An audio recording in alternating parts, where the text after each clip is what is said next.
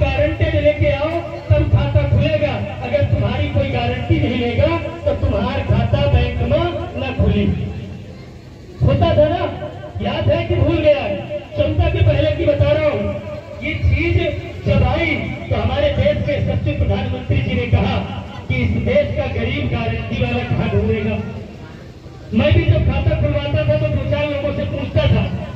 प्रमुख जी कहते थे हम स्कूल में, भैया आपका खाता बदौसा में हो तो गारंटर बन जाओ तो हमारा खाता खुल जाए। देश के सच्चे प्रधानमंत्री जी ने कहा कि देश का गरीब हमारा है, देश की महिला हमारी है, देश का किसान हमारा है, ये बैंक हमारा है, फिर गारंटी की जरूरत किसे है?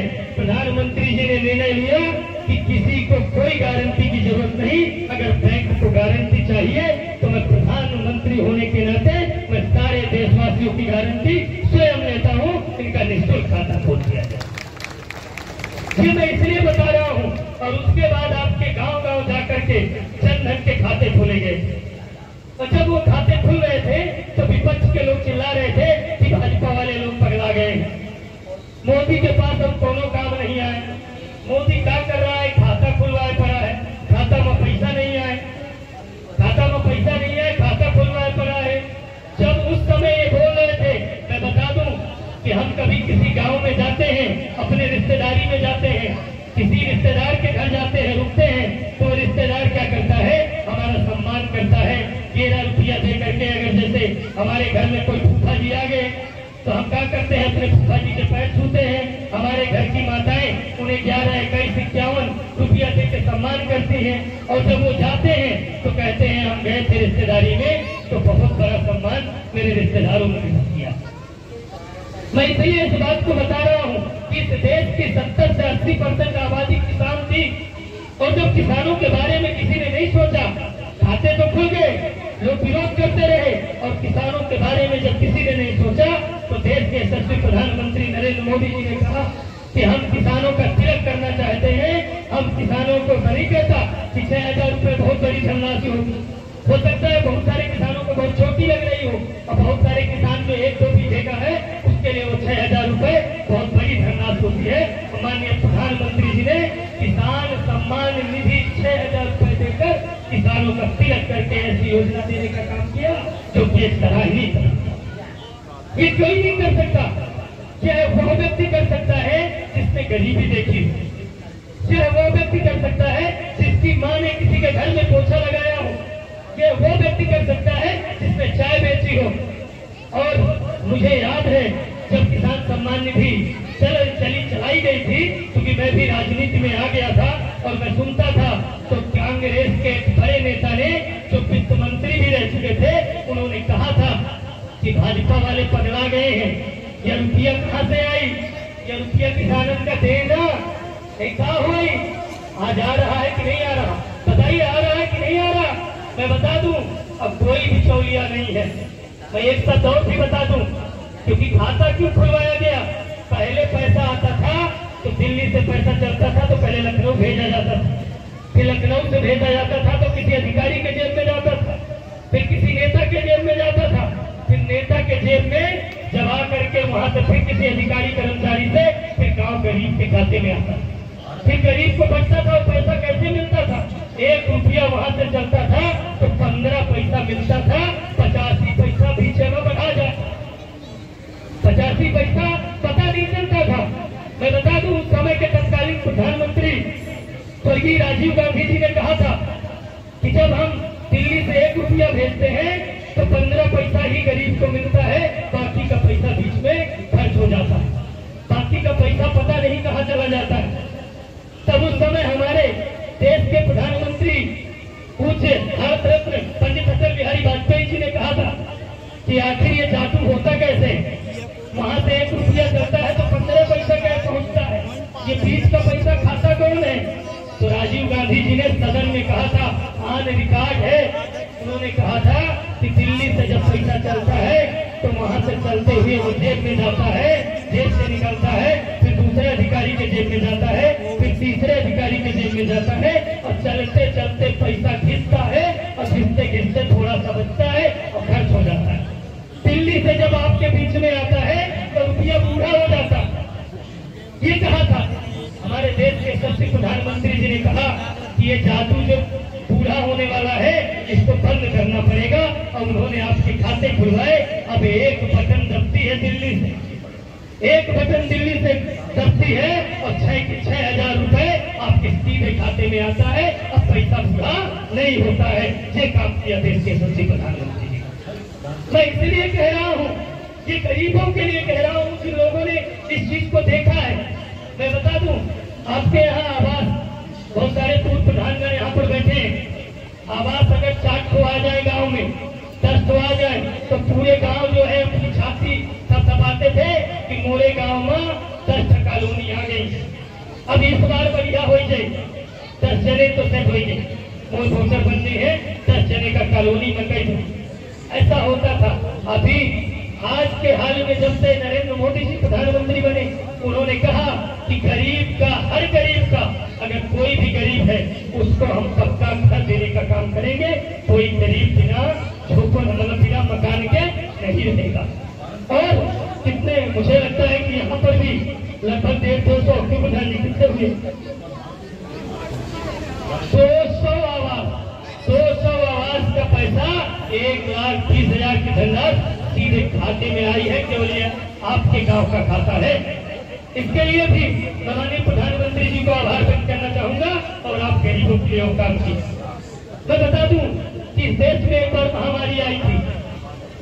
आप लोग बहुत बुजुर्ग बैठे हैं। एक बार यहाँ पर महामारी आई थी।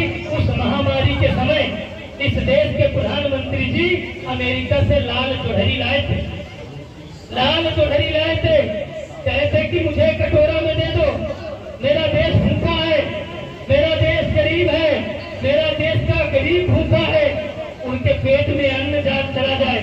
आप लोगों को याद होगा वो लाल जोहरी टोटा से बटी थी और उसमें भी एक बांध था कि दिन भर गड़ा ही जाओ, चाहे 5 किलो खाएगा तुम्हें वो लाल जोहरी मिली था। ये आप लोगों ने देखा है। लेकिन आज क्या हुआ, हमारे देश में कोरोना जैसी महामारी आई और देश में हमारे यशस्वी प्रधानमंत्री जी की कमान थी। उन्होंने कटोरा लेकर किसी देश से भीख नहीं मांगी, उन्होंने बल्कि विश्व के कई देशों के कटोरा में अपनी वैक्सीन फ्री खाद देने का काम किया। आज वो गौरव है भारत के प्रधानमंत्री। उतना ही नहीं, उन्होंने कहा जब काम बंद हो गया, जब काम काज ठप हो गया, मेरे घर में रोजगार नहीं था, मजदूर के घर काम नहीं था, उन्होंने कहा कि ये गरीब मेरे घर के हैं, मैं किसी गरीब के घर का चूल्हा बुझने नहीं दूंगा। मैं किसी गरीब के घर का, क्योंकि मैं स्वयं गरीबी झेला हूँ, मैं ये चूल्हा बुझने नहीं दूंगा। और उन्होंने हमारे देश में प्रत्येक गरीब को 2-2 बार निःशुल्क राशन देने का काम किया था। आपने देखा होगा कोटेदारों द्वारा 2-2 बार अनाज दिया। क्या कोई भूखा रह गया था क्या? मैं बता दूं, उसके बाद भी कुछ लोग कहते रहे कि चुनाव आ रहे हैं तो प्रधानमंत्री जी बांटे हैं। चुनाव आते गए, चुनाव चले गए, न जाने कितने चुनाव सामने आते गए, लेकिन प्रधानमंत्री जी ने उस योजना को बंद नहीं किया। और अभी फिर से उन्होंने कहा है कि अगले 5 सालों तक ये फ्री अनाज उसी तरह मिलता रहेगा। ये बहुत बड़ी योजना जो प्रधानमंत्री जी ने देने का काम किया। मैं इसलिए कह रहा हूँ, बहुत सारे विषय हैं क्योंकि लोग भूल जाते हैं। जब हम यहाँ फतेहगंज से बदौसा जाते थे तो ना कुछ चिंता होती थी कि पता नहीं लड़का बदौसा ठीक ठाक पहुँच जाए कि एक्सीडेंट बढ़ जाए। ऐसी रोड थी यहाँ पे कि ये डर रहता था कि पता नहीं कहाँ गिर जाए, पहुँचे कि न पहुँचे।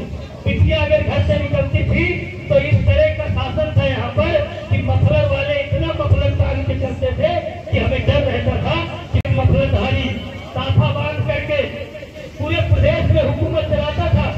और इस देश में परिवारवादी पार्टी की सरकार हुआ करती थी, माननीय अखिलेश यादव जी मुख्यमंत्री थे। और उस समय उसने पुलिस के कई जवानों को अपने घर में बंधक बना लिया। पुलिस के कई जवानों को अपने घर में बंधक बना लिया था और तत्कालीन मुख्यमंत्री जी को चिरौरी करके छुड़ाना पड़ा था। चिरौरी करके अतीक भाई पुलिस छोड़ दो, अतीक भाई कुछ न करो, पुलिस के जवान अतीक भाई ड्यूटी कर रहे हैं। आज क्या है, मैं बताना चाहता हूँ, एक होम कार्ड को कोई पैक करके देख ले,